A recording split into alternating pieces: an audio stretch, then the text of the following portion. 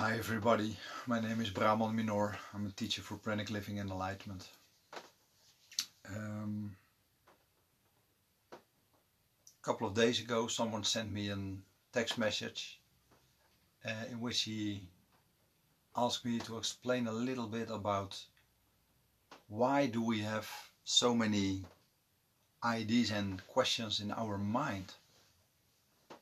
And I thought, well, I've never heard that question before. So last night I lay down and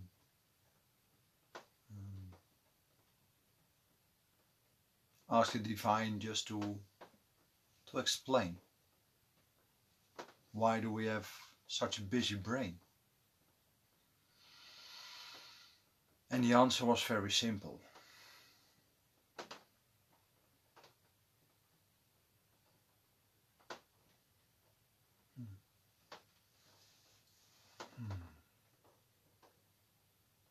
First you need to know that the brain is connected to the physical body.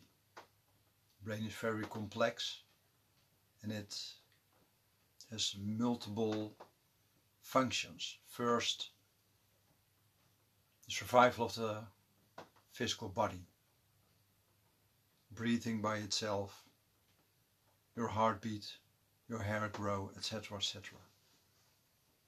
That has nothing to do with all the thoughts, the actions. Those were specially created for the fact that when we are born and the brain starts to wake up and the memory that we are connected as divine or connected to the divine or being the divine is taken away, an emptiness, a void is created. And due to that void, that's let's call it the root of our ego, the brain starts to learn. The brain starts to react, starts to wake up. And without the thoughts, we wouldn't be alive. Because due to the thoughts and the reactions, we take action. So the void creates some sort of unhappiness, and that unhappiness stimulates the brain to take action, to be special, to be one, to create, to love, to share. And it's a quality as well. Our brain is also the creation. It can create whatever we want to create. It's written in our book. So we need our brain at this moment still. And a negative thing about being a human is that all that's happening in our brain is positive and negative. So the positive thoughts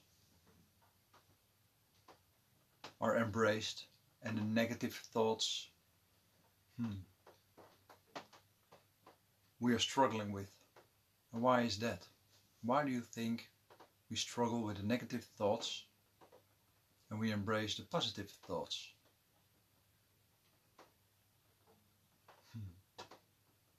That's only because we judge. We judge ourselves, we judge our brain, we struggle with our brain. And suppose that you could look at every negative experience and could see the other side of that experience, the other side of that thought. It would be much simpler, much easier. If you don't judge, if you don't compare,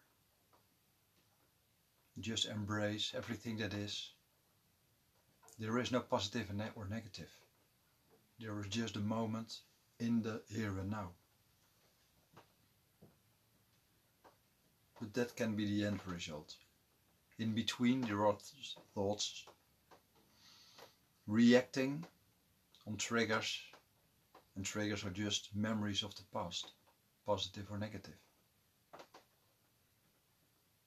And you can see the brain and the thoughts as a tree. Your mind is the top of the tree with all the leaves and the branches. There's one the stem of the heart of the tree going down to the root, and the root is the emptiness that's created when we were born. And the moment you take away that emptiness, the tree will fall down.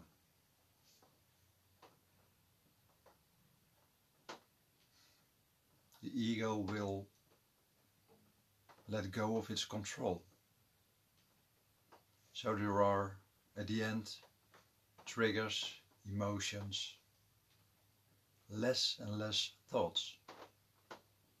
Again, triggers, emotions, hardly any thoughts, no actions anymore. You can take control when the foundation is taken away.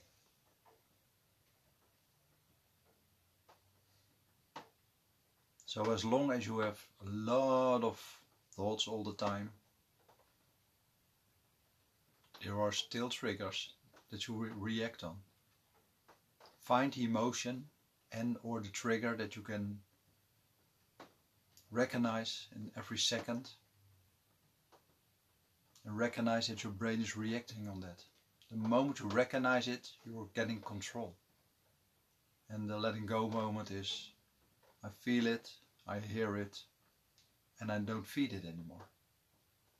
Our brain is always somewhere active, and you can, the more you don't react, the more you don't listen from your higher self, the thoughts and the noise of the mind is fading away to the backside, to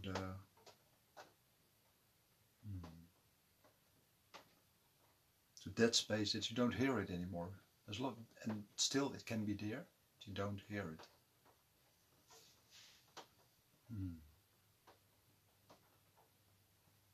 So I hope that we all understand a little bit more about brain, ego, and what you need to know. We don't have to fight our brain. We don't have to fight ego. No one is without ego, because ego is just personality. It is brain, and we need ego as a quality as well. We need that ego to create, to embrace, to do whatever our ego needs to do. But you can take control of your ego.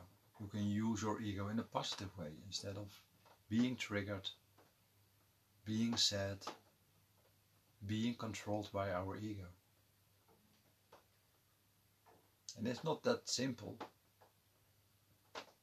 but it's possible. The more you train, this is pure training. It has nothing to do with spirituality. Pure training. Feel your emotion and your trigger. Recognize the thoughts. Recognize the action.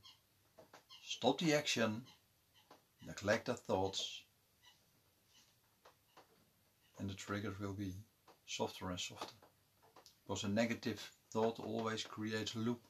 It stimulates a trigger again. So when you're feeling angry about something, your mind make it bigger, stimulates a trigger, and you're in a loop. And it's like a train, it's keep on going. You stop the thoughts, the trigger will be softer. You can take control. So challenge yourself. Please, please, please, please, please. Challenge yourself to take control of your ego.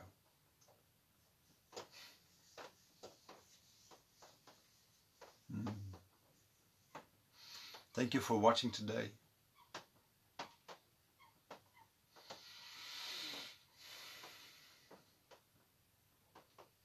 Oh, you like my haircut? Yeah, the dreads are gone. Yeah. It was necessary for my neck. My neck was pretty stiff due to the fact that the dreads are, especially when I'm asleep, in the way. So yeah, I took them off and it feels pure and light. pure and simple. That's what I am. See you very soon, everybody. Thank you for watching. Satnam.